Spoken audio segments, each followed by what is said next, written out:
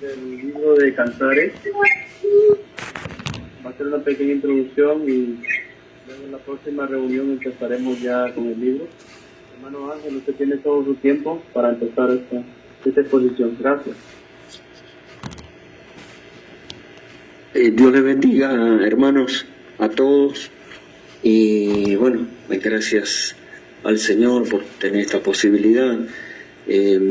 Estuvimos, yo la semana pasada no pude estar, y el hermano Boris estuvo compartiendo sobre el tema del tercer jalón y la carpa, y ahora bueno, saltaríamos de medio para otro lado, pero estaba la posibilidad de continuarlo, pero en realidad yo no tenía el hilo para continuarlo, y el hermano Boris ya no pudo compartir con nosotros porque tenía sus obligaciones, va a estar ausente como un mes, y en los chats anteriores para elegir el tema habían salido primero carpa y tercer jalón, primero y segundo, pero se hicieron dos en uno, y después quedaba el cantar de los cantares y el tema de la visión de los tiburones, que también justo el que tenía más material sobre el tema era el hermano Boris, porque en realidad nosotros no tenemos material sobre el tema porque no hay citas, y solamente lo sabemos por el testimonio que daba Billy Paul de su conversación con el hermano Branham, pero nada más. Entonces, al no tener más elementos como para poder compartir acerca de eso, y si el hermano Boris tenía detalles de cosas que él supo y pudo recabar información, por ahí sí él podía compartir, aunque quizás no todo en una reunión, pero sí brevemente en un apartado de una media hora, hacer una exposición sobre eso como para que quedara claro, porque se expresó en el chat que bueno, se votó también que se quería tocar este tema. Y el cantar de los cantares había quedado un poquito más atrás. Digamos que abordar, por decirlo así, bien dijo el hermano Oscar, solo una pequeña introducción, y en la medida de las posibilidades, si todos están de acuerdo, si el Señor guía, y si resulta de beneficio y de edificación para todos, pudiéramos entrar la semana que viene, dado que no es sencillo, es abordar un libro del Antiguo Testamento que tiene 8 capítulos, pero que es difícil de abordar, dado que si ustedes agarren la Biblia de cualquier creyente, de cualquiera, al azar, y van a ver que el Cantar de los Cantares está nuevito. Y ustedes, si recuerdan de todos los mensajes y sermones que han escuchado, van a darse cuenta que nunca han escuchado que alguien predicara sobre el Cantar de los Cantares.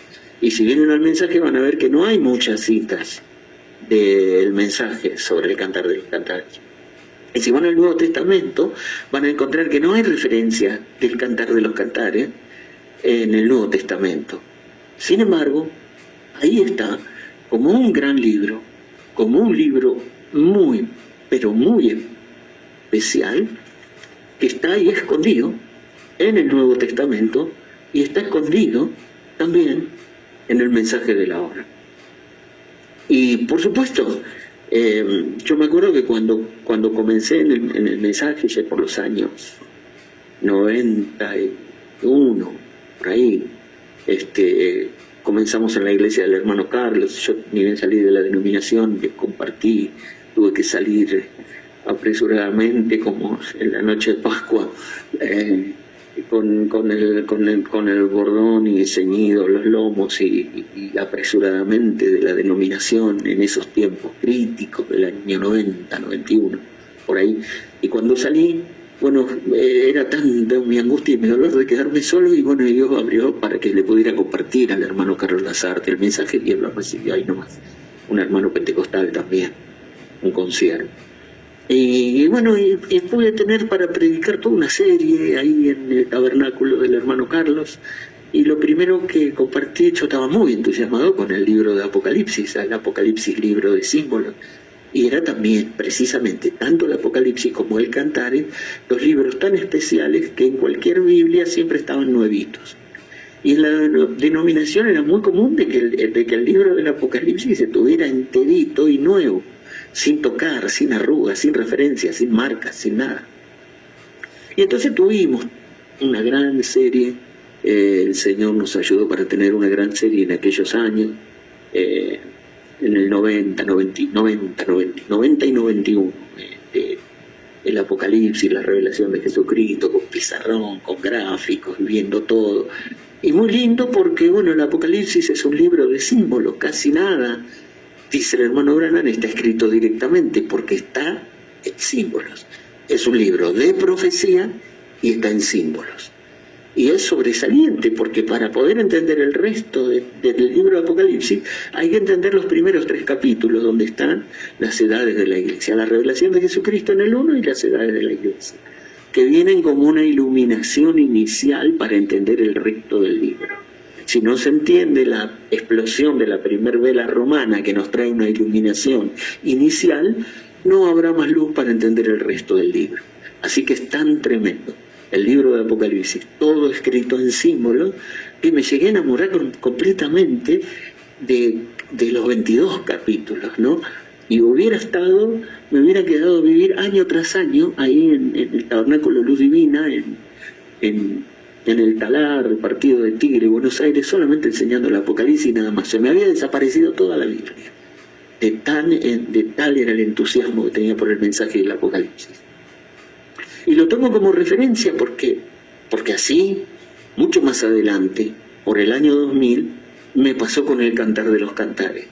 Yo sabía que estaba ahí, que era un libro muy especial, porque el libro de Apocalipsis, claro que era muy especial, porque para el tiempo del fin, es profético, tiene que ver con la novia de los últimos días, con el pueblo de Dios en los últimos días y con los sucesos que toman lugar en los últimos días, y es para manifestar a su siervo la revelación de Jesucristo que Dios le dio a Juan a través de su ángel, para manifestar a su siervo las cosas que deben suceder pronto. Entonces, este libro de profecía era muy especial, es muy especial para nosotros porque es el mensaje y contiene el mensaje del tiempo del fin.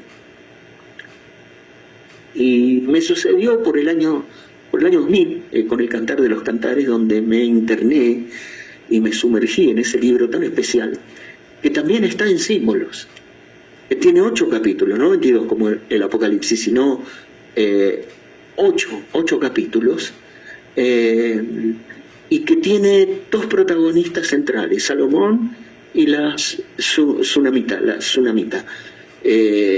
Un tipo, por supuesto, como dice el hermano Branham ahí en Futuro Hogar, algunos pensaron que era un canto, nomás que Salomón cantó, pero no, era un tipo de Cristo enamorado de la novia. Tengo aquí anotado, dice en Futuro Hogar, esa muchacha, la novia, simplemente tenemos que omitirlo, dice en Futuro Hogar, página 40, párrafo 237 o 297, dice, esta muchacha, la novia, simplemente tenemos que omitirlo, pero llegaré a eso otra vez. Algunos pensaron que esto era un canto, que Salomón cantó nada más, pero no, esto era un tipo de Cristo enamorado de la novia, ¿ven? Entonces es un libro muy especial, que está en símbolos, así como el Apocalipsis, pero no es profético, sino es un libro que está en símbolos, en alegorías, en símbolos, en figuras, en tipos y demás, pero que tiene 2 protagonistas centrales. Hay un drama que tiene 2 protagonistas centrales, que son Salomón y la Sunamita, un tipo de Cristo enamorado de la novia. O sea que por excelencia de toda la Biblia, de los 66, el Cantares, si hay un libro especial que tiene que ver, que es de Cristo y la novia, es el Cantar de los Cantares. Son 8 capítulos, y ahí está.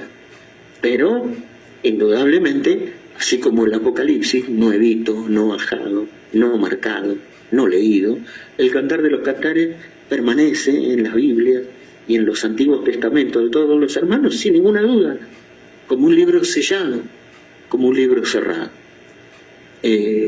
Así que bueno, en el año 2000 el Señor me permitió, primero, interesarme, después tratar de entrarle ahí, no sabía por dónde entrarle, y el Señor me ayudó a entrar de a poquito y a sumergirme de a poco de a poco hasta que era como la visión de Ezequiel en las aguas salutíferas, primero el tobillo, luego hasta la rodilla, luego hasta la cintura, luego hasta el cuello, y luego era perderse adentro de las aguas de este gran libro, que es una historia de amor entre el Señor Jesucristo y su novia a manera de drama.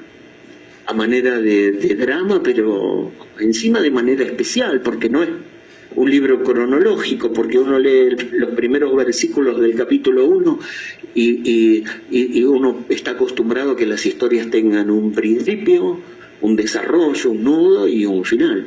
Pero este drama, que es un drama más o menos de 6 o 7 actos, un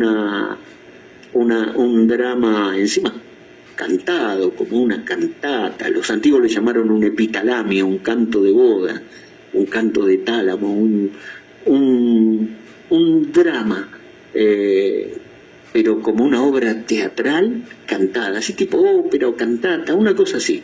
Ahora, imagínense que arranca en el capítulo 1 de cierta manera y uno dice, pero ¿cómo no empieza por el principio?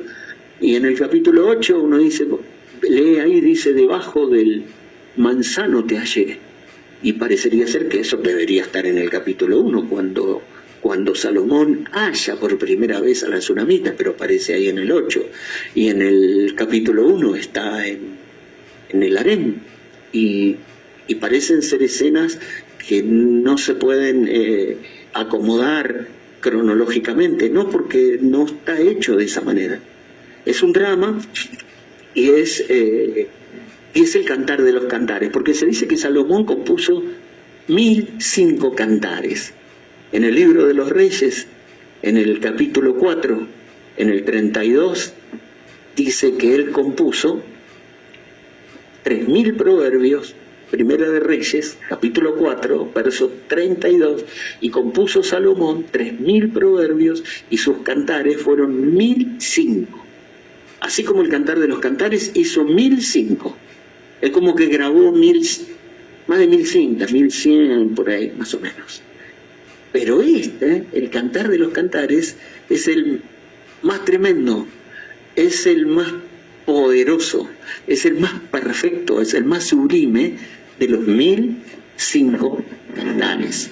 Se le llama entonces, con propiedad, el cantar de los cantares, el cual es de Salomón, o sea, y no solo que es el mejor de los 1005 cantares de Salomón, sino que si vamos, como decían los antiguos, no, es el canto por excelencia, es el cantar de los cantares. Y si buscamos todos los cánticos del Antiguo Testamento, está el cántico de Moisés, el cántico de Débora y Barak, el cántico del pozo, el cántico de victoria de David, y etcétera, etcétera. Son muchos los cánticos del Antiguo Testamento, los cantares del Antiguo Testamento, pero este es el más excelso, este es el que corona a todos.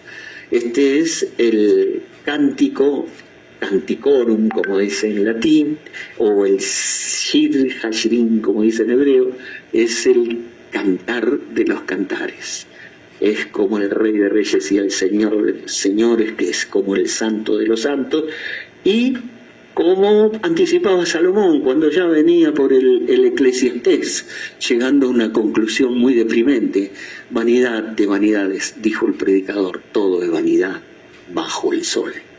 Pero él tenía que subir un escalón más y venirse al cantar de los cantares, el cual es de Salomón. Así que es un gran libro, y podemos decir nosotros que bueno, que esto tiene mucho para ver, ¿no? Y mucho como para entrar, si tenemos el tiempo. Dicen los antiguos que era el libro que más les costó. Como decía el hermano Enrique, dice, fue el último que entró en el canon. Cuando estaban, porque obviamente Dios en su economía tenía planeado que 66 libros estuvieran en la Biblia, que nosotros no tengamos ni uno más ni uno menos. que 66 es número de hombre, 66, esto es todo lo que el hombre necesita, esta es la palabra de Dios para el hombre, no necesita ni más ni menos, aquí está todo lo que Dios tenía que decirle al hombre, lo dijo en los 66. Y cuando estaban haciendo el canon, bueno, los hombres tenían, aunque no quisieran, tenían que ser guiados por Dios, porque Dios tenía que tener sus 66. Y entonces armaban y no sabían si ponerlo o no ponerlo. Humanamente pensando, no lo pondrían, obviamente, porque aún entre los hebreos hubo discusión acerca de este libro. Entre las líneas hebreas hubo tamaña discusión. Dicen que la escuela de Shammai se opuso a su inclusión en el canon hebreo. Y la escuela de Hillel, de Babilonia, veía el Cantar de los Cantares como el cenit, como la corona, como la cúspide de todos los escritos. O sea, tal era la diferencia. Algunos no lo querían ni poner en la Biblia y otros decían que era lo más grande que había.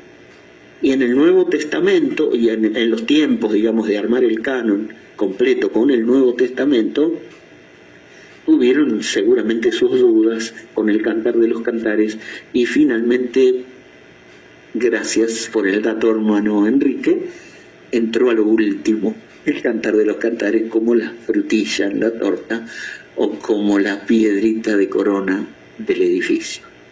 Y no lo digo por decir, porque en realidad que si por excelencia es el libro de la novia, y uno forma el edificio en forma de pirámide, vas a encontrar que tiene 7 estamentos, y luego tiene un 8º estamento, y es como el libro del Cantar de los Cantares, que no podía tener ni 6 capítulos, ni 5 capítulos, ni 9 capítulos, tenía que tener 8 capítulos, que escala desde el verso 1, que es el amor inicial, o cielo, ahí arranca, no puede empezar de otra manera, así empieza, con las palabras de ella, empieza hablando ella en el Cantar de los Cantares, 1:1, Cantar de los Cantares, el cual es de Salomón, y con eso nada más tenemos una introducción para largo, con eso, Cantar de los Cantares, el cual es de Salomón, cosa que estamos viendo un poquito, pero arranca en el verso 2, propiamente dicho el cantar, se corre el telón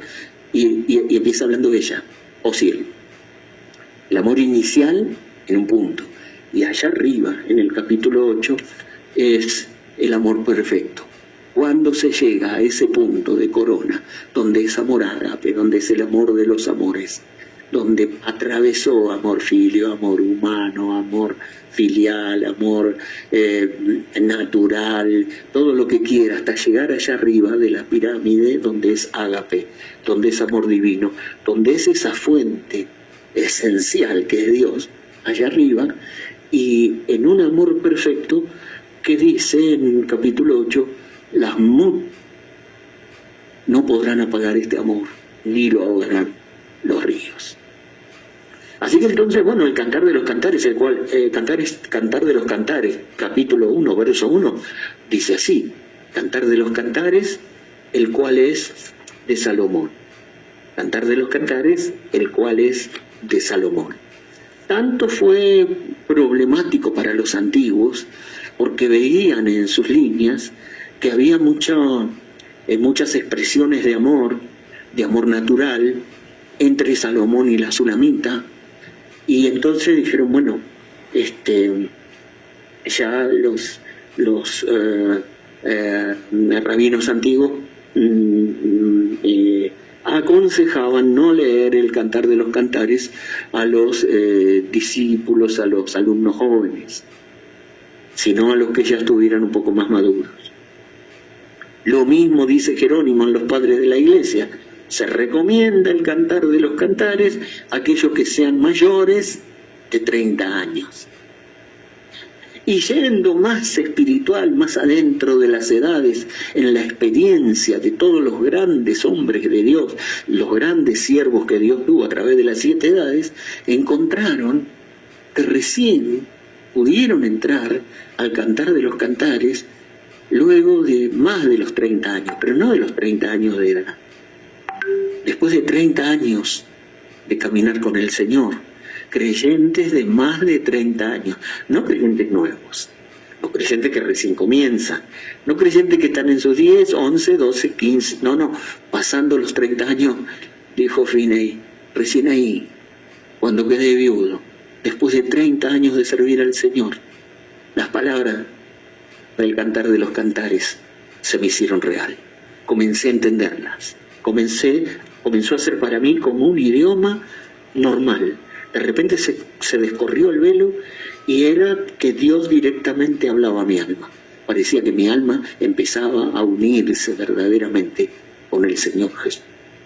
Bien, lo mismo le pasó a Spurgeon, y Spurgeon no, era el príncipe de los predicadores, porque hablando de predicadores, no hubo predicador como Spurgeon, fue el príncipe de los predicadores. Predicar sin micrófono, a voz en cuello, sermones de 2 horas, y predicar con tamaña cantidad de enseñanza en ese nivel, en auditorios donde no había amplificación ni sonido. Hoy, si no tenemos retorno, no podemos predicar.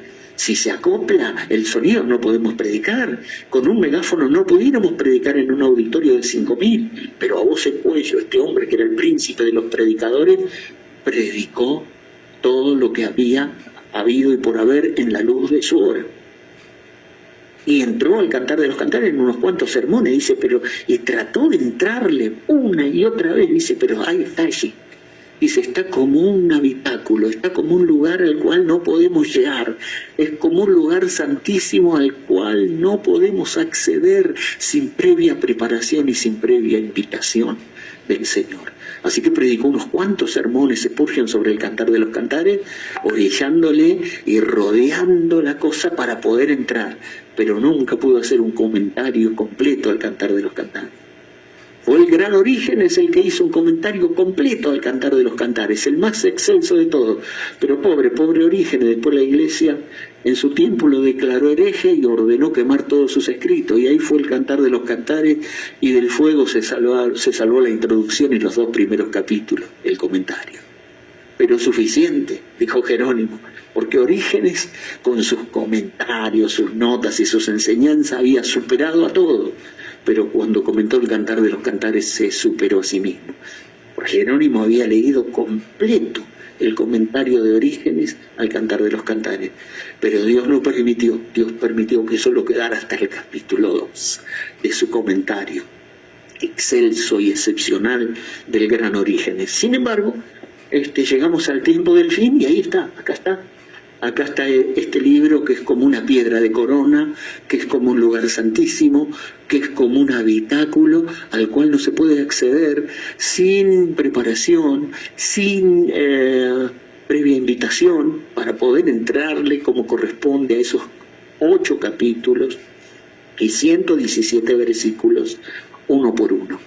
Yo le pedí al Señor en el 2000, yo entré en el 2000, 2001, 2002, entré al Cantar de los Cantares, me sumergí, y de una manera tan tremenda que no tenía otro tema, que no fuera el Cantar de los Cantares. Pero la vorágine de la guerra, la vorágine de las batallas de aquellos años, me llevaron a dejarlo al Cantar de los Cantares y a volver al llano, porque era como Mussolini le preguntó a su auditorio en tiempo de guerra: tenemos una guerra por delante, ¿y qué vamos a producir? ¿Trigo o cañones? ¿Trigo o cañones? Y el pueblo tontamente dijo cañones, y bueno, así le fue, ¿no? Entonces yo tuve que cambiar trigo por cañones en aquellos tiempos, porque era tiempo de batalla. Y los mismos hermanos me decían: hermano, que estamos en guerra, silban las balas alrededor, explotan las granadas y vamos a estar con el Cantar de los Cantares. Bueno, está bien, les di razón en ese tiempo y lo cerré, no era sazón.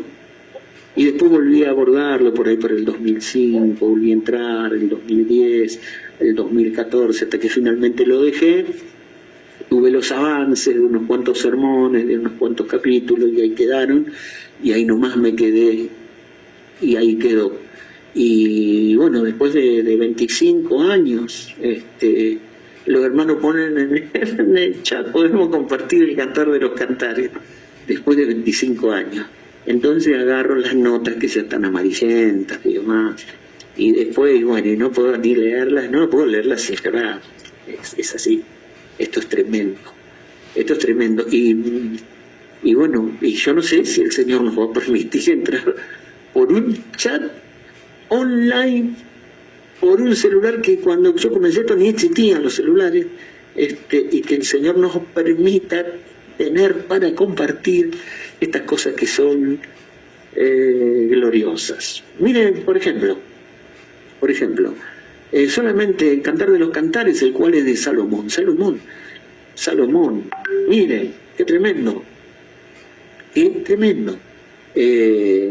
Proverbios, Eclesiastés y Cantares, escribe Salomón, o sea, escribe, por supuesto, escribe muchísimo más.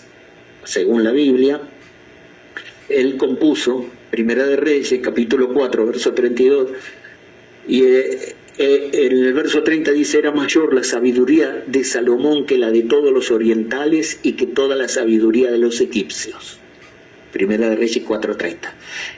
Y Dios dio a Salomón sabiduría y prudencia muy grandes y anchura de corazón como la arena que está a la orilla del mar. Y era mayor la sabiduría de Salomón que la de todos los orientales y que toda la sabiduría de los egipcios. Verso 31 del capítulo 4 de Primera de Reyes. Y aún fue más sabio que todos los hombres, más que Etán Esraín y que Emán, Calcol y Darda, hijos de Mahol, y fue conocido en todas las naciones de alrededor. Nombra a los sabios más prominentes de la época y dice: Salomón fue más grande en sabiduría, por la sabiduría de Dios. Y compuso 3000 proverbios, y sus cantares fueron, dice, 1005. Verso 33, también disertó sobre los árboles, desde el cedro del Líbano hasta el hisopo que nace en la pared. Asimismo disertó sobre los animales, sobre las aves, sobre los reptiles y sobre los peces. Y para oír la sabiduría de Salomón venían de todos los pueblos y de todos los reyes de la tierra, a donde había llegado la fama de su sabiduría. Tremendo. Y de acá va a salir todo lo que hizo: 3000 proverbios, 1005 cantares y todo lo demás. Pero para nosotros, en la Biblia, nos queda de Salomón Proverbios, Eclesiastés y Cantares. Y es como una pirámide o como 3 escalones hacia Proverbios primero, luego Eclesiastés y luego el Cantares. Proverbios. ¿Para qué eran los proverbios? Para inquirir sabiduría, para enseñar a los jóvenes sagacidad, entendimiento, conducta, orden, doctrina. En proverbios es parábola, semejanza, en comparaciones de sabiduría acerca del necio y el sabio, acerca de todas las cuestiones morales de la vida, acerca del comportamiento humano desde las pequeñas cosas hasta las más grandes cosas. Entonces es conducta, orden, doctrina, todo lo que se necesita para manejarse, actuar, comportarse, para que adquiera sabiduría. Es el principio de la sabiduría, el temor de Dios, y para dar sagacidad, sabiduría a los simples, entendimiento. ¿Para qué? Para que puedan obrar y comportarse y caminar en esta vida de manera correcta.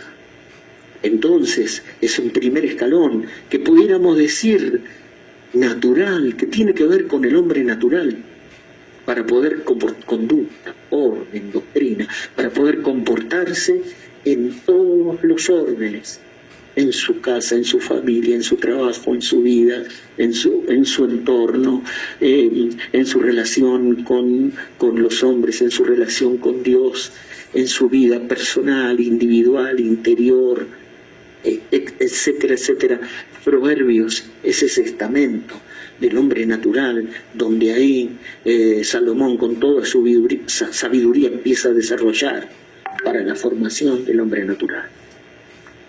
Si nos quedamos con los proverbios de Salomón nada más en esta mini biblioteca, del hombre más sabio que pisó la tierra en todos los tiempos, esta mini biblioteca, una mini Biblia, nos quedaríamos con conducta, orden y doctrina. Y seríamos buenas personas en lo natural, y tendríamos los tabernáculos como los salones del reino, con buen orden, con buena adoración, con buen comportamiento, con buena vestimenta y demás, y seríamos en el plano natural un ejemplo para todos. Hombres ejemplares, hombres, a veces como son los mormones o como son los menonitas. Dice, vaya a encontrar un menonita, dice el hermano Branham, de mal testimonio. Vaya a encontrar uno de mal testimonio. Ahora puede ser en estos tiempos finales, pero normalmente tanto los mormones como los menonitas se caracterizaban por sus vidas limpias, sus buenos testimonios, en todo el orden moral y natural. Y ese es un escalón muy noble y es válido. Pero no es el final, es un escalón para subir otro escalón más. Y entonces el sabio Salomón no solo Dios le dio la sabiduría, sino que le permitió no solo conocer, inquirir, indagar, saber acerca de todas las cosas, hasta desde el cedro del Líbano, el árbol más grande, hasta el muguito que crece en la roca, desde las hormigas, como dice que es un símbolo para el perezoso, hasta las grandes aves, y así sucesivamente. Sin embargo, le dio también la posibilidad de experimentar, le dio dinero, le dio riquezas, le dio poder experimentar todos los placeres habidos y por haber.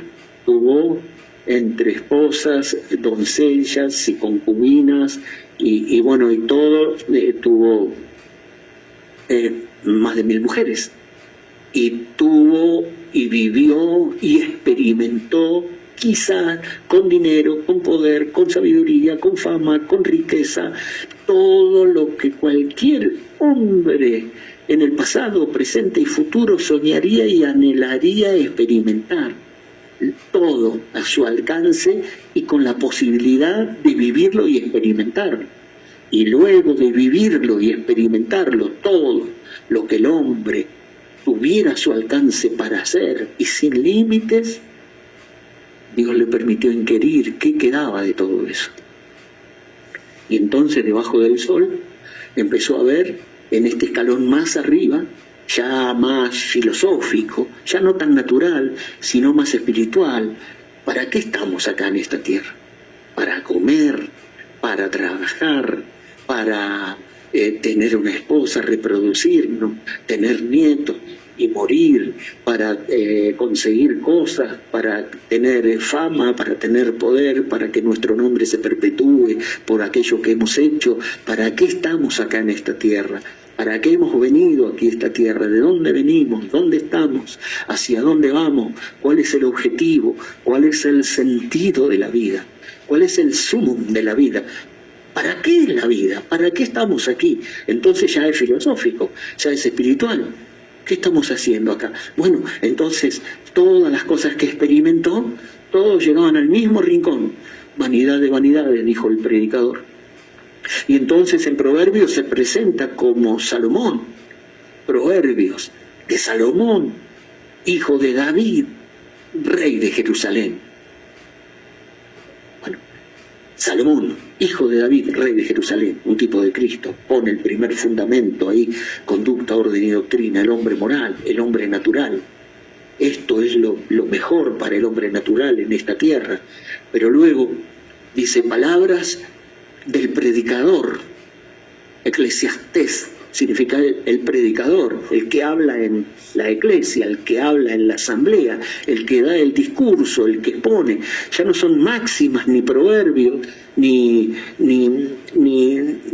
pequeños consejos puntuales sobre cada cosa de la vida, sino ahora son discursos ya más profundos, ya buceando más profundidades filosóficas del porqué de las cosas, y descubre que todo es vanidad. Y inquirí en todo el trabajo que hacen los hijos de los hombres en esto, y todo es vanidad. Inquirí en los placeres y en esto, y todo es vanidad. Inquirí en todas las cosas y que y la sabiduría y el bucear y hacer libros, e indagar y llegar hasta las riberas de casi todo el conocimiento, y todo es vanidad. Y finalmente dice, cuando vas llegando al fin, y bueno, acuérdate de tu creador, joven, cuando eres joven, porque antes que se cierren, se oscurezcan las ventanas, antes que se encorven los guardas, antes que venga la vejez, antes que el cuerpo vuelva a la tierra y el espíritu, y el cuerpo vuelva al polvo y el espíritu vuelva a Dios que lo dio, acuérdate de tu creador, acuérdate de que hay un escalón más arriba, porque aquí debajo del sol, vanidad de vanidades, dijo el predicador, todo es vanidad, lo que se le ocurra. Hay tiempo de nacer y hay tiempo de morir, tiempo de plantar y tiempo de cosechar, tiempo de guerra y tiempo de paz, tiempo de sembrar y tiempo de recoger y tiempo de esparcir. Y todo lo que se quiere bajo su hora, todo tiene su tiempo, y todos los ríos van al mar, y todo lo que sucedió vuelve a suceder. Y lo que era ya es, y lo que fue es ya, y Dios restaura lo que pasó, y es un ciclo sin fin, pero todo es vanidad. O sea, vanidad, algo que finalmente es inútil en sí mismo, es algo vano, es algo superfluo. Vanidad de vanidades, dijo el predicador, todo es vanidad. Y entonces lo espiritual, lo filosófico, ese vacío interior no hubo manera de llenarlo, ni con todo lo que tuvo Salomón, ni con todo lo que hizo Salomón. No pudo llenarlo con todo lo que tuvo y con todo lo que experimentó, que no fue poco. Es más, quizás ningún hombre en la tierra pudo tener todo eso y experimentar todo lo que experimentó, para hacerlo llegar a la conclusión de que todo es vanidad. No nos haría falta a nosotros transitar todo ese camino para descubrir que todo es vanidad. Pudiéramos aprovechar la experiencia de Salomón, que ya lo transitó, y al final del camino dijo, todo es vanidad. Y quedó convertido en palabra de Dios, y quedó convertido en un escalón segundo para nosotros, para ir más arriba. Y entonces, si el primer escalón era el hombre natural y el segundo escalón era el hombre espiritual, el tercer escalón tiene que encontrar satisfacción, porque el tercer escalón es el hombre alma, es el alma hombre, es el tercio eterno del hombre, y él tiene que llegar a conectar donde debe conectar, porque en los dos escalones de más abajo el alma no conectaba. Y entonces empieza el libro, es un alma, en el verso 2, la que dice, oh si él, como el ciervo brama por las corrientes de las aguas, como David, oh, quien me diera el saber dónde hallar a Dios, como Job, oh si él, dice la Sulamita. Ahí arranca, con ese amor inicial, con ese deseo doloroso, oh si él, bueno, ahí arranca, y ahí tiene que ser desde ahí hasta la cumbre del amor inicial, hasta el amor perfecto, que es el amor de los amores, que es la piedra de corona, que es la unión mística del alma con el verbo, del alma con Dios, es la unión invisible de Cristo y de la novia, porque este libro se trata de eso. Tiene muchos personajes, tiene muchos protagonistas, pero hay dos protagonistas centrales. Por eso no se mueren los protagonistas centrales. Acá pueden desaparecer los otros, pero estos no se van a morir. Estos son los protagonistas de este libro. Es Cristo enamorado de la novia. ¿Y para qué es este mensaje? Es para predicar 117 sermones en una reunión en convenciones de avivamiento de los tabernáculos del mensaje. Pudiera ser, pero no creo que nadie se anime igual. Y es más, no es fácil. No es fácil, se requiere invitación, se requiere la gracia de Dios, y así todo, uno siempre queda como Orígenes, que sí, fue el único que hizo más, pero le quemaron le quemaron 6 capítulos de comentarios. Se lo quemó la Inquisición católica, el odio por la palabra, el odio aborrecible por la palabra escrita, y estos eran comentarios nada más a 6 capítulos de un libro extraño, de un libro tremendo que se llama El Cantar de los Cantares, el cual es de Salomón. Entonces sí, es la piedra de corona de la mini Biblia de Salomón de 3 libros, es la parte más alta, tiene que ver con el amor de los amores, con el amor ágape y con la unión invisible de Cristo y de la novia. Está escondido, por supuesto. ¿Qué más podemos decir si el Cantar de los Cantares, el cual es de Salomón? ¿Y dónde lo incluyeron? ¿Y a dónde lo pusieron el Cantar de los Cantares? ¿A dónde? Al ladito de quiénes. Y lo tenían que poner donde lo tenían que poner, obviamente. Entonces tenemos el libro de Job, tenemos el libro de Eclesiastés, tenemos el libro El Cantar de los Cantares. Es lo que pudiéramos llamar, si los salmos es el salterio y si los proverbios es sabiduría y consejo, los libros sapienciales, filosóficos, para pensar, indagar, escudriñar y meterse más adentro y sumergirse en el mar de la revelación. Los sapienciales son Eclesiastés, Job, Eclesiastés y Cantares. Como en la mini Biblia teníamos cuerpo, espíritu y alma, Proverbios, Eclesiastés y Cantares, acá tenemos 3 círculos muy definidos en los libros sapienciales: Eclesiastés, Job y el Cantar de los Cantares. Eclesiastés, como ya decíamos, filosóficamente hablando y espiritualmente hablando, ¿de qué sirve todo? ¿Para qué nací? ¿Para qué vivo? ¿Para qué estoy acá? Fui niño, joven, hombre, viejo y después muero, nazco. Nací, me desarrollé, me reproduje y luego muero, y eso era todo. Y bueno, y todas las vivencias, buenas, regulares y malas de la vida, todo eso era, eso es el final, eso es todo. Debajo del sol, vanidad de vanidades, dijo el predicador, todo es vanidad. Literalmente, es deprimente. Es el libro filosófico más grande, lo supera todo. El Eclesiastés supera a Platón, a todos los filósofos de todos los tiempos, que fueron filósofos naturales de alto vuelo y grandes, como alguno de sus poetas y filósofos dijo. Dice Pablo, pero el Eclesiastés de Salomón es el libro filosófico más grande que hay de todos los tiempos, sin ninguna duda. Tendría que en todas las facultades de filosofía estudiarse el Eclesiastés, sin ninguna duda. Pero también es difícil de desentrañar, ¿no? Porque es el libro de Dios, es la Biblia. Y entonces en el Eclesiastés, el hombre debajo del sol llega a una conclusión: esto es el infierno. Esto es sin Dios, debajo del sol, el hombre natural, haciendo todo lo que le viene y utilizando toda la fuerza desde que nace hasta que muere, desde que nace y da su primer hálito y llanto hasta que vuelve al polvo. Todo el trabajo que hace, todo es vanidad, y no hay ni memoria ni fue fructífero, quizá.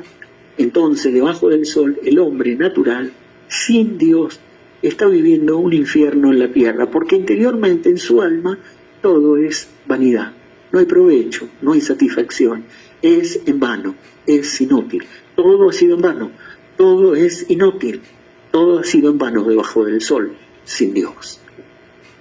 Eclesiastés es el infierno en la tierra, sin ninguna duda. El hombre natural, debajo del sol, sin Dios, vive un infierno en la tierra. Es un tormento, tiene alegrías, pero el hombre aquí, nacido de mujer, es corto de días, vive poco, 70, 80 lo más fuerte, y es hastiado de sinsabores. Por cada alegría que tenga, tendrá 10 sinsabores. Por cada felicidad que tenga, tendrá cientos de amarguras. El hombre nacido de mujer es corto de días y hastiado de sinsabores. Y es así. Ahora es el infierno en la tierra. Libros sapienciales, pero luego venimos un escalón más arriba, en los sapienciales con Job. Y Job avanza, y Job es un gran libro, obviamente, es un gran libro. El hermano Branham dice, estuvimos un año entero con el libro de Job, viendo capítulo por capítulo y versículo por versículo. Un año entero, en la década del 30 en el Tabernáculo Branham, viendo el libro de Job. ¿Le sirvió de base? Sí, porque después del 47 para adelante va a predicar muchas veces de Job, pero casi de memoria, sin tener que entrar ni estudiar, porque ya lo había estudiado en la década del 30. Capítulo por capítulo, versículo por versículo, y tanto es así que una hermana le dijo al hermano Branham, él lo relata, dice, el hermano Branham al final de un culto le dice, ¿cuándo lo va a sacar a Job de las cenizas? Lo tenía él, dice, yo quería llegar a mi punto de clima, y lo tuvo no sé cuántos cultos ahí en las cenizas. ¿Por qué? Porque lo filosófico, el drama que se vive, que ni siquiera Job sabía el drama que se vivía detrás de cortinas eternas, cuando Satanás va y cuando Dios le dice, has considerado mi siervo Job, y cuando los hijos de Dios, y ahí el gran acusador, el fiscal, el Satanás, que quiere decir acusador, estaba ahí en ese drama. Sí, pero sí, que le sirve de balde, ¿se sirve a Dios porque por amor, o se sirve por interés? ¿O se sirve porque lo bendice? ¿O lo sirve acaso Job a Dios de balde?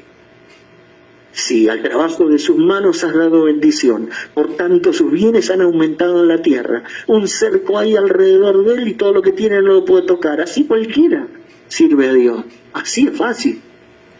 Pero toca todo lo que tiene y va a ver si no blasfema en tu misma presencia. Tremendo fiscal, acusador, planteando su tesis en las cortes celestiales. Y entonces, ¿cuál es el asunto? ¿Se sirve a Dios por amor? ¿Se sirve a Dios por miedo? ¿Se sirve a Dios por costumbre? ¿Se sirve a Dios por religión? ¿Se sirve a Dios por interés, que nos bendiga, que nos guarde? ¿Se sirve a Dios por esto o por lo otro, o se sirve por amor? Bueno, el libro de Job tiene la respuesta. Eso es un escalón mucho más arriba que el Eclesiastés, que es un infierno en la tierra y no hay salida debajo del sol. Esto corre un poquito la cortina, lo que pasa arriba del sol, y ahí estaba Satanás y los ángeles, y estaba Dios, y estaban considerando lo que pasaba acá en la tierra. Había un hombre que estaba contactando con Dios a su manera, y entonces Dios dice, bueno, toca todo lo que tiene, pero a él no lo toques. Entonces, bueno, todo, arrasó con todo. Su casa, sus hijos, todo, arrasó con todo. Satanás, y lo perdió todo en un segundo. Y aún y entonces Job, en la ceniza, Jehová dio, Jehová quitó, bendito sea el nombre de Dios. Fue un gran golpe para Satanás, y aún Satanás llegó hasta la esposa, y adentro de la esposa dice, todavía mantienes tu integridad, todavía crees, maldice a Dios y muérete. Como una mujer fatua has hablado, no como las prudentes. Jehová dio, Jehová quitó. De última, desnudo salí del vientre de mi madre y desnudo voy a volver. Nada traje y nada me voy a llevar. Bendito sea Dios. Tremenda partida. Segundo acto. ¿Ha considerado a mi siervo Job? Y dice, sí, pero todo lo que tiene dará por su vida, porque a él no lo tocaste, pero permite que tocar su cuerpo, a ver, permite que lo enferme, permite que le pase esto, porque él no fue tocado en última instancia. Bueno, tócalo a él, pero guarda su vida, que no puede morir. O sea, Satanás no te puede matar. O sea, si te pudiera matar, te mataría, pero no te puede matar. Para que Satanás te pueda matar, Dios tiene que permitir que Satanás te mate. Satanás puede hacer hasta donde Dios le permita. Si hay algo que el libro de Job revela, es eso, que Satanás puede hacer solo hasta donde Dios le permita, y solo le permitió, tócalo él, pero no puede morir, no lo mate, no guarda su vida. Entonces lo llevó al pináculo del templo y le dijo, tírate, Satanás, al Señor Jesús, porque a sus ángeles mandará cerca de ti. Pero no lo puede empujar. Si lo hubiera podido empujar, lo empuja. Si el Satanás nos puede matar, nos hubiera matado ya. Pero no nos puede matar hasta que Dios no se lo permita. Entonces, ahí estaba una clave. Desde la coronilla hasta la planta de los pies, una sarna maligna, una enfermedad incurable, lo hirió a Job. Y ahí comienza una historia larga de muchos capítulos, que va a ser ya no el infierno, sino el purgatorio. Job es el purgatorio. Pero no el purgatorio católico, cuando las personas se mueren y van a un lugar imaginario que inventaron los católicos para cobrar por sacar las almas con misas y oraciones. No, este es el purgatorio que dice el hermano Branham en Paradoja. El purgatorio está en la tierra. El purgatorio es la hornaza, el purgatorio es la prensa de aceite, el purgatorio es la tribulación, las luchas y las pruebas que llevan a perfección, llevan a avanzar en la cosa. Cuando se empieza a conocer a Dios, no solo en las buenas, sino también en las malas.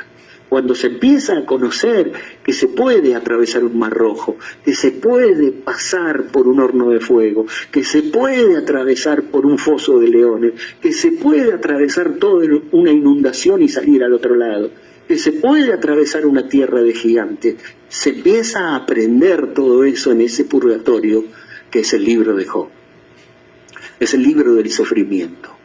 Es el libro de sufrimiento para perfección, y entonces Job no sabe lo que pasa. Obviamente no sabe lo que pasa, pero en ese escalón Job dice, pero ¿quién me diera el saber dónde hallar a Dios? Si yo supiera dónde está, yo iría, y me sentaría, y me llegaría hasta su silla, hasta su trono, y hablaría con él, y razonaría, y le explicaría, y seguramente él entendería, y me respondería, y me diría qué es lo que está pasando. Pero Dios no respondía nada. Y ese es el libro de Job, el purgatorio.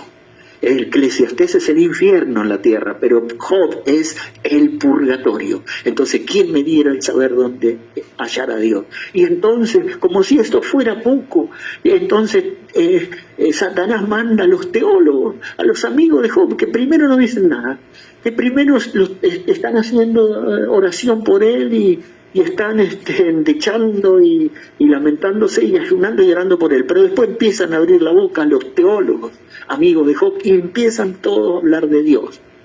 Todos hablaban de Dios. La gran diferencia de los teólogos amigos de Job, que lo bombardean, los saetean y llegan a la conclusión, Job, tú estás así porque has pecado, no hay otra explicación. Tu pecado está oculto, nadie sabe, pero has pecado, porque Dios siempre bendice al justo. Pero el justo no pasa por esto, pero el justo sí pasa por eso. Nadie sabía, los teólogos no lo sabían, pero Job lo empezó a saber que sí, el justo cae 6 veces y es levantado, y aún en la séptima no será quebrado, y que muchas son las aflicciones del justo y de todas las librará Jehová. Todo eso lo aprende Job, pero los teólogos antiguos no lo sabían y terminan acusando, asaeteando, bombardeando a Job. Tanto así que al final del libro de Job tiene que orar por ellos y hacer sacrificio por ellos, porque no hablaron lo correcto. Entonces los amigos hablaban de Dios, pero Job, en lugar de hablar de Dios, él hablaba con Dios. Era una gran diferencia. Y le decía, y no encontraba respuesta. Y entonces llega al punto, bueno, no importa, de última, desiste. Pero él está pasando por el purgatorio, está pasando por ese segundo escalón sapiencial necesario, más arriba de Eclesiastés, más arriba. Y va pasando por el purgatorio, y entonces ya no importa si yo no encuentro su silla y que no me escuche y no me hable. De todas formas, aunque no me quiera hablar, yo voy a hablar. Y yo voy a decirle, por favor. Y entonces él dice que tiene una visión entre truenos y relámpagos. Allí entre la ceniza ve la figura de uno como un hombre, y vio como que era alguien muy cercano y que tenía mucho que ver con él, y que ahí iba toda su esperanza y todo su anhelo y toda su chance y toda su posibilidad. Estaba ahí. Él vio nada más ni nada menos que al Señor Jesucristo, y dijo, yo sé que mi Redentor vive y al fin se levantará desde el polvo, y aunque mi piel se deshaga y se la coman los gusanos, en mi carne he de ver a Dios. Me enterrarán, pero me volveré a levantar, porque mi Redentor vive. Tengo un Redentor, apenas lo veo nubosamente como en una visión, pero allí está, mi Redentor vive. A la mitad del libro llega en alas de fe a ese punto, pero luego avanza, y entonces el purgatorio va surtiendo su efecto, y al final del libro puede llegar a la conclusión y decir, de oídas te había oído, pero ahora mis ojos te ven. Entonces ya estaba listo el asunto para ir un poco más arriba. Y más arriba, el purgatorio es en la tierra para purgar, para centrar, para perfeccionar, para pasar por todo lo que hay que pasar para llegar a donde Dios quiere que lleguemos. Eclesiastés, infierno en la tierra, Job, purgatorio. Pero el cantar de los cantares es el amor de los amores al Rey de Reyes, al Señor de Señores, es el cántico de los cánticos, es el amor de los amores, y es nada más ni nada menos. Si Eclesiastés fue el infierno y Job el purgatorio, el cantar de los cantares es el cielo. Nada más ni nada menos. Cuando él cruzó para allá, vio que esto era todo amor perfecto y venían y lo abrazaban y decían: nuestro precioso hermano Branham. Ni siquiera decían el profeta, el mensajero, el séptimo ángel, ni decían esto, aquello, lo otro, ni Lucas 17, decían nuestro precioso hermano Branham. Y ahí estaban en algo que, ¿cómo lo puedo explicar esto? Como amor perfecto, como amor divino. Bueno, eso es el cantar de los cantares. Entonces, es como decía un hermano: bueno, vamos a compartir un temita, el cantar de los cantares, nuestro hermano Ángel nos va a compartir. Bueno, ojalá fuera un temita. Difícil entrarle, dice, ahí no podemos entrar. Ni Orígenes le pegó la vuelta. Bernardo de Claraval, el gran San Bernardo, ese sí que era un San Bernardo de verdad, que trabajaban con sus manos esos monjes y volvían y demás, pero antes de ir a trabajar y arrancar el día tenían un sermón del cantar de los cantares, y San Bernardo se los predicaba. Y no pudo predicar, pues se murió, predicó algunos. Y Orígenes le quemaron, no. Y Spurgeon predicó algunos y no pudo más. Y Finney, después que quedó viudo y después de más de 30 años de servir al Señor, en sus últimos años contactó con el cantar de los cantares, y todo así. Y los místicos, los grandes místicos ocultos en los monasterios, hurgaban en el cantar de los cantares para tener satisfacción en sus almas. Entonces, que Dios nos ayude, porque ahí está el cantar de los cantares. Es nada más ni nada menos que el libro de la novia. Está escondido.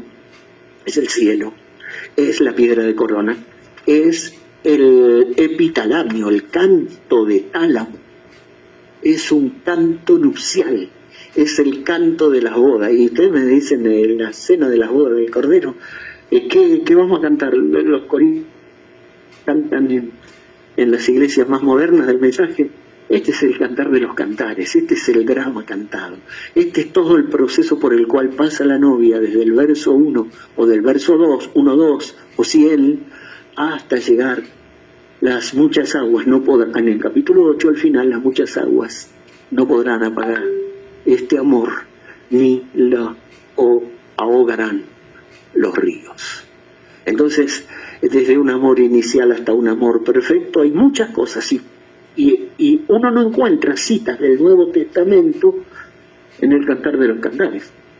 No hay referencias que se digan directas, así en el Nuevo Testamento hablen del cantar de los cantares, sino que está escondido, y a la vez pasajes alegóricos, pasajes simbólicos, símbolos y cosas del Nuevo Testamento están todas en el cantar de los cantares. En el cantar de los cantares está Apocalipsis 19, en el cantar de los cantares está el Getsemaní, en el cantar de los cantares están las bodas del Cordero, en el cantar de los cantares está la novia subiendo en el rapto como humo, como mirra sahumada, esa que sube del desierto. Están todos los sucesos, aún proféticos del Antiguo Testamento relacionados con la novia del tiempo del fin, están todas ahí encerradas en símbolos. Y sería, por supuesto que sería muy lindo verlos diciendo 17 versículos uno por uno, y bueno, o por lo menos ver hasta donde Dios nos permita ver, pero está escondido. Y a la vez en el mensaje lo mismo, hay 4 o 5 citas. Está la cita de esta que leímos en el Futuro Hogar, donde el hermano Branham dice que el cantar de los cantares era un tipo de Cristo enamorado de la novia, no un canto nomás que cantó Salomón, no. Y después, bueno, allí en el otro mensaje que vimos alguna vez, llamado La Segunda Venida del Señor, donde hablamos de las 10 dracmas, donde está la parábola de las dracmas.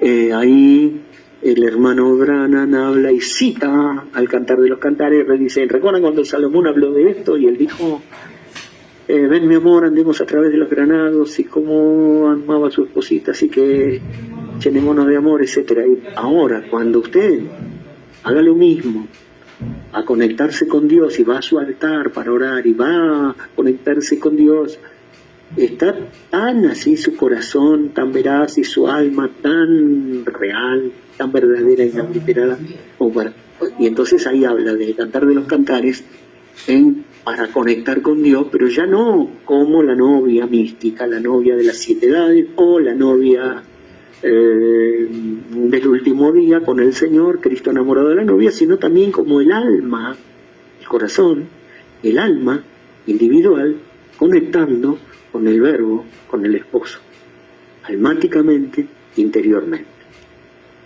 Hay otras citas más, hay muchas alegorías más de todos los tipos, símbolos y figuras. ¿Cuántos personajes hay? Hay muchísimos, es Salomón y la Sulamita, pero después hay muchísimos los compañeros pastores, las compañeras de la novia, las mujeres del harén de Salomón, o sea, las doncellas, esposas y concubinas. Están los hermanastros de la Sulamita, su madre, los hijos de mi madre, me pusieron a guardar las viñas. Están también los guardas de la ciudad que la afrentaron a la Sulamita, la desnudaron, le quitaron el manto y la golpearon. Los guardas de la ciudad, ¿quiénes son? Los compañeros pastores, ¿quiénes son? Las esposas, las reinas, las concubinas, las doncellas, reinas, concubinas y esposas son sin número, más una es la amada mía, la esposa mía. Bueno, son todos personajes. Como lirio entre los espinos es mi amada entre las doncellas, o entre las esposas, las reinas y las concubinas. Muchos personajes hay dentro de este libro, cada uno tiene su rol, y se ven ahí en este drama cantado, que puede tener 6 o 7 actos, de acuerdo a cómo se lo vea, y es un drama donde habla ella, donde habla él, donde hablan los dos, donde hablan también los otros protagonistas, y donde cada versículo es muy rico en símbolos y en esencia para poder sacar, porque los símbolos que hay adentro del Cantar de los Cantares, basta agarrar una concordancia tanto de la Biblia y del mensaje como para abrirlo al símbolo, que es lo que está diciendo ese versículo del Cantar de los Cantares. Y aparece la rosa de Sarón, y aparece el nardo, y aparece la mirra, y aparece todos los símbolos que están en el mensaje, pero habidos y por haber, el lecho de flores, la paloma mía, la rosa de Sarón, el lirio de los valles, el reclinatorio, el más bello entre 10.000, el amor sublime, el vagar errante, las huellas, el manzano, miles de cosas que aparecen ahí, hasta el mensaje de la simiente de la serpiente, el pecado original, aparece debajo del manzano en el capítulo 8. Está todo aquí adentro, pero en alegoría, el símbolo, velado, sellado, pero también abierto, porque los sellos fueron abiertos.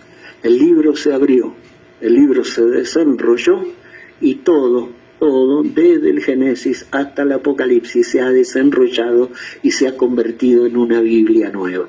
Y lo que le costó a Spurgeon, y lo que le costó a Finney, y lo que le costó a Orígenes, y lo que le costó a Bernardo de Claraval, y a Hipólito, y a San Juan de la Cruz, y a todos los gigantes que entraron al libro, en esta hora, por la gracia de Dios, si Dios nos permite, podemos entrar y podemos acceder, porque el velo se ha corrido y está abierto como para entrar en este libro, que es nada más ni nada menos que un libro de Cristo enamorado de la novia, y que relata la historia de la novia, desde su amor inicial, imperfecto, dubitativo, y por las noches busqué en mi lecho al que amo mi alma y no lo hallé, y me dije, me levantaré y buscaré por allá. Y pregunta a las otras doncellas, ¿habéis visto al que ama mi alma? Y le dicen, y si no sabes tú, se supone que eres la novia, y si no sabes tú que eres la novia, la preferida, la más bella, entre 10.000, la escogida, ¿cómo vamos a saber nosotras? Pero ella está en esos tramos, y buscando, y golpeada, y errante, y aún no abriendo a tiempo cuando él viene con gotas de rocío sobre su cabeza, y aún fuerza su libre albedrío metiendo su mano por la celosía y abriendo la puerta desde adentro, porque el arminiano dice, Dios golpea y te llama, pero tú tienes que abrir desde adentro. Claro, tú tienes libre albedrío, tú puedes aceptar o puedes rechazar a Cristo, pero Cristo se reserva el derecho a meter la mano por la celosía y abrir la manijita del lado de adentro para que su amor sea tan irresistible que nuestra voluntad nunca se pueda negar y nunca rechacemos al Señor. Porque entonces no es que él toca desde afuera nada más. Él a veces, como en el Cantar de los Cantares, mete la mano por la celosía en la manijita de adentro. Y la manija goteaba y destilaba mirra. Y las gotas de rocío del Cristo crucificado en Getsemaní, si eso no nos compunge, si eso no nos convence, si eso no nos constriñe, el Cristo crucificado que murió por nosotros y no hace que nosotros abramos la puerta para que él entre, entonces nada lo hará, ni la iglesia más linda, ni la música más linda, ni los sermones más lindos, ni los ministerios más lindos. Si Cristo nuestro Salvador no nos conmueve, nada nos conmoverá. Pero entonces, ahí está, en el Cantar de los Cantares, esta gran historia de amor en un drama de 8 capítulos, que son 6, 7 actos, pero son 8 capítulos, y hay que subirlo. 1, 2, 3, 4, 5, 6, 7 y 8. Y hasta donde Dios nos permita, hoy solamente esta pequeña introducción para solamente hablar del Cantar de los Cantares, el cual es de Salomón. Cantares 1. Dios le bendiga, hermano. Dios bendiga, hermano Carlos.